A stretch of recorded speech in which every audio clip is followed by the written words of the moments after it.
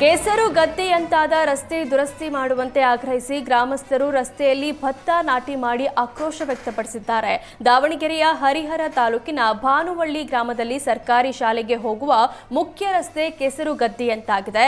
ಕಳೆದ 10 ವರ್ಷಗಳಿಂದ ರಸ್ತೆ ದುರಸ್ತಿಗೆ ಮನವಿ ಮಾಡಿದ್ರೂ ಯಾವ ಅಧಿಕಾರಿಗಳು ಜನಪ್ರತಿನಿಧಿಗಳು ಗಮನ ಹರಿಸುತ್ತಿಲ್ಲ. ಹೀಗಾಗಿ ಯುವಕರು ಮಹಿಳೆಯರು ಕೆಸರು ರಸ್ತೆಯಲ್ಲಿ ಭತ್ತ ನಾಟಿ ಮಾಡಿ ಆಕ್ರೋಶ ವ್ಯಕ್ತಪಡಿಸಿದ್ದಾರೆ. ಕೂಡಲೇ ರಸ್ತೆ ದುರಸ್ತಿಗೆ ಆಗ್ರಹಿಸಿದ್ರು.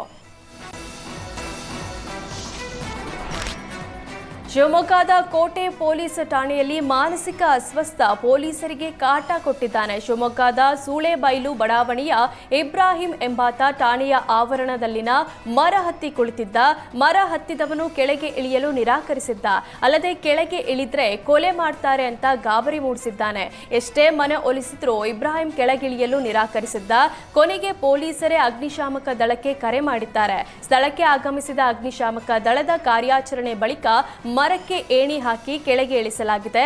ಬಳಿಕ ವಿಚಾರಣೆ ನಡೆಸಿದಾಗ ಯಾರೋ ನನ್ನನ್ನು ಕೊಲೆ ಮಾಡಲು ಓಡಿಸಿಕೊಂಡು ಬಂದ್ರು, ಹಾಗಾಗಿ ನಾನು ಠಾಣೆಗೆ ಬಂದು ಮರ ಹತ್ತಿದೆ ಅಂದಿದ್ದಾನೆ. ಮಾನಸಿಕ ಅಸ್ವಸ್ಥ ಸಮಾಧಾನ ಹೇಳಿ ಪೋಷಕರನ್ನ ಕರೆಸಿ ಮನೆಗೆ ಕಳಿಸಿದ್ರು.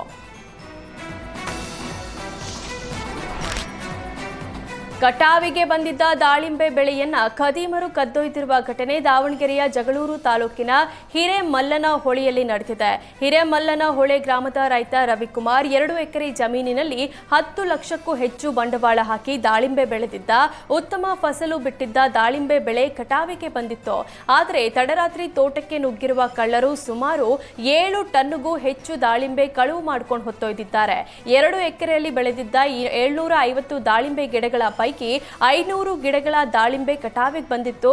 ಅಂದಾಜು 7 ಲಕ್ಷ ಲಾಭದ ನಿರೀಕ್ಷೆಯಲ್ಲಿದ್ದ ರೈತ ರವಿಕುಮಾರ್ ಕಳ್ಳರ ಕೈಚಳಕಕ್ಕೆ ಕಂಗಾಲಾಗಿದ್ದಾನೆ.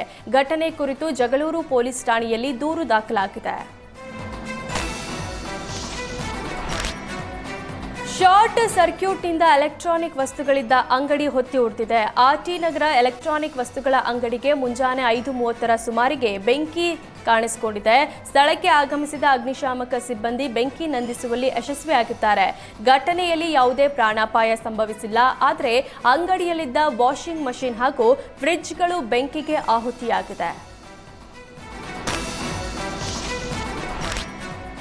ರಾಜ್ಯದಲ್ಲಿ ವಿಧಾನಸಭೆ ಚುನಾವಣೆಗೆ ಇನ್ನೂ 2.5 ವರ್ಷ ಬಾಕಿ ಇದೆ. ಈಗಲೇ ತುಮಕೂರು ಜಿಲ್ಲೆ ತುರುವೇಕೆರೆ ಕ್ಷೇತ್ರದಲ್ಲಿ ಬಿಜೆಪಿ ಜೆಡಿಎಸ್ ನಡುವೆ ಬಿರುಕು ಶುರುವಾಗಿದೆ. ಈಗಿನಿಂದಲೇ ಟಿಕೆಟ್ಗಾಗಿ ಪೈಪೋಟಿ ಶುರುವಾಗಿದೆ. ಬಿಜೆಪಿ ಮಾಜಿ ಶಾಸಕ ಮಸಾಲ ಜಯರಾಮ್ ಹಾಗೂ ಜೆಡಿಎಸ್ ಹಾಲಿ ಶಾಸಕ ಎಂಟಿ ಕೃಷ್ಣಪ್ಪ ನಡುವೆ ಮೈತ್ರಿ ಅಭ್ಯರ್ಥಿ ಸ್ಥಾನಕ್ಕಾಗಿ ಪೈಪೋಟಿ ಶುರುವಾಗಿದೆ. ಮುಂದಿನ ಚುನಾವಣೆಯಲ್ಲಿ ನಾನೇ ಬಿಜೆಪಿ ಅಭ್ಯರ್ಥಿ ಅಂತ ಬಿಜೆಪಿ ಮಾಜಿ ಶಾಸಕ ಮಸಾಲ ಜಯರಾಮ್ ಕಾರ್ಯಕರ್ತರಿಗೆ ಭರವಸೆ ನೀಡಿದ್ದಾರೆ.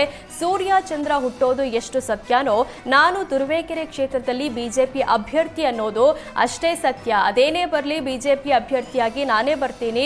ಕಾರ್ಯಕರ್ತರಲ್ಲಿ ಗೊಂದಲ ಆತಂಕ ಬೇಡ ಅಂದಿದ್ದಾರೆ. ನನಗೆ ರಾಜ್ಯ ಹಾಗೂ ಕೇಂದ್ರದ ನಾಯಕರು ಕರೆ ಮಾಡಿ ಮಾತನಾಡಿದ್ರು. ಮುಂದಿನ ದಿನಗಳಲ್ಲಿ ಯಾವುದೇ ಒತ್ತಡ ಇಲ್ಲ. ನಾನು 3 ಬಾರಿ ಸ್ಪರ್ಧೆ ಮಾಡಿದ್ರು 60,000ಕ್ಕಿಂತ ಕಡಿಮೆ ಓಟ್ ಪಡೆದಿಲ್ಲ. ಮುಂದಿನ ದಿನಗಳಲ್ಲಿ ನಮ್ಮ ಸರ್ಕಾರ ರಚನೆಯಾಗೋದು ಖಚಿತ.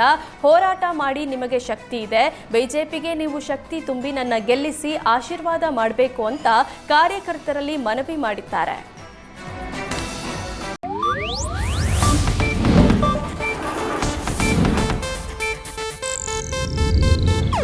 ಇದು ಏಷ್ಯಾನೆಟ್ ನ್ಯೂಸ್ ನೆಟ್ವರ್ಕ್ ಪ್ರಸ್ತುತಿ.